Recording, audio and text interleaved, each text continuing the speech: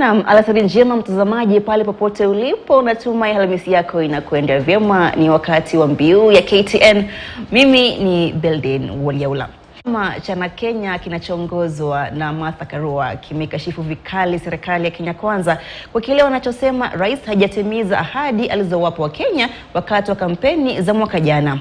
Hata hivyo wanaitaka serikali kupunguza gharama ya juu ya maisha.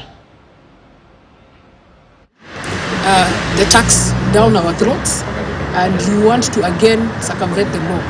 Like I said, the issue of cost of living for us is paramount, because any nation stands tall and stands in the middle of the entire crisis that we're going through.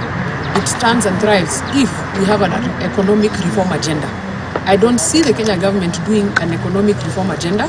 The economy is dwindling, and we as women are the custodians. When you have your children without bread and butter, or ugali, or even sukuma wiki, your children don't have jobs. That means then the crime rate is high.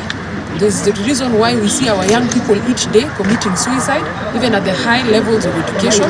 The mental health is at the highest due to the social economic stigma imposed upon us by the Kenya government regime.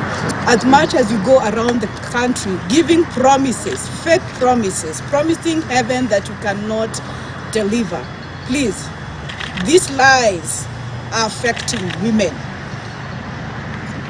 And you're going to kill us because of the lack of food. Our children will be miserable. You will have an increase of street children because of lack of education. Na wakilishi wadi wa kaunti ya Kiambu